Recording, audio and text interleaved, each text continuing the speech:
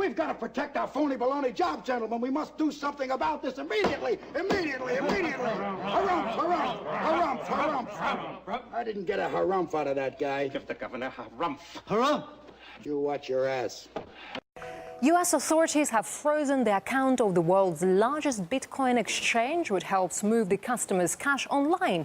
The booming digital currency has hit bureaucratic blocks ever since its rapid growth came to the attention of the government. RT's Marina Portnaya now explains. The U.S. government has made no secret of the fact that it is keeping a close eye on the Bitcoin, but now it appears that the close eye includes a crackdown on the decentralized digital currency.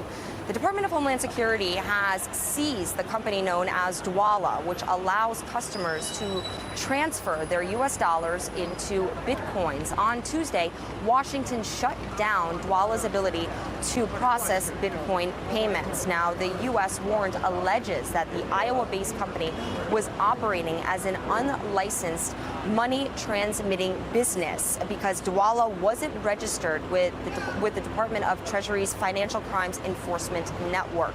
Now, some economists believe the timing of this case is no coincidence.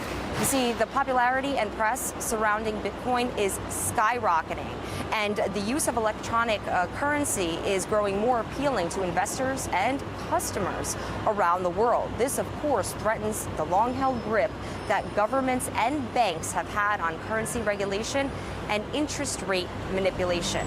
Now, this New York City bar/restaurant behind me, known as Ever, began accepting Bitcoin last month.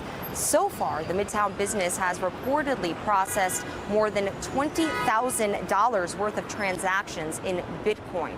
Now, while Wall Street remains less than 8 kilometers away from here, the financial industry, to its disappointment, is far removed from the way in which the business of Bitcoin is operating. Reporting from New York, Marina Portnaya, RT. And let's now take a look at Bitcoin's background to see why the U.S. government is so worried about the independent currency. The concept was first floated in 2008. The idea was for users to avoid banks when transferring cash by connecting directly with each other. Customers worldwide can spend Bitcoins to buy things without having to pay the normal higher fees. No wonder it's becoming so popular.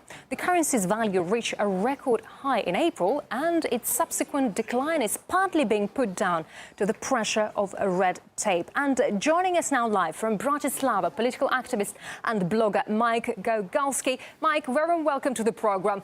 Why do you think the U.S. government has targeted this exchange company?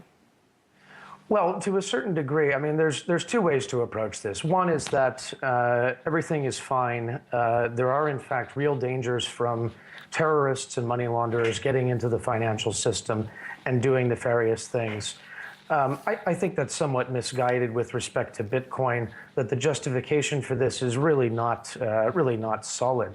Now, however, I could put on my conspiracy hat. I don't have a tinfoil one, but I do have a copper-impregnated cyber cap and say, yeah, you know, the banks actually own the United States government.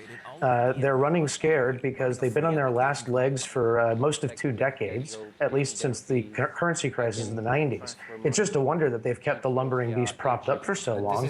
And now they see really an existential threat in the form of Bitcoin. So they're going to chop away at that wherever they can, lest they have their legs pulled out from under them. But what makes you support Bitcoin, as it's extremely volatile? Many believe it's a bubble. Do you trust such an unstable currency? Well, I don't, you know, to say you trust a currency is a matter of faith, and it's a momentary thing, obviously. We've seen pictures from history of the Weimar Republic in Germany of banknotes being shoveled in wheelbarrows into people's houses and loaded up into ovens just to provide heat because they were worthless otherwise. So Bitcoin is a long-term play right now. And I see Bitcoin as kind of heralding a much brighter future for us, where we don't have the weight of the banks and the financial industry crushing down and really squeezing so much human energy out of our planet. So I take it as you think there is a room for independent currencies, whether they're digital or not. Well, I think that history is going to prove this point precisely. There's no undo button for something like Bitcoin, just as there's no undo button for something like the internet.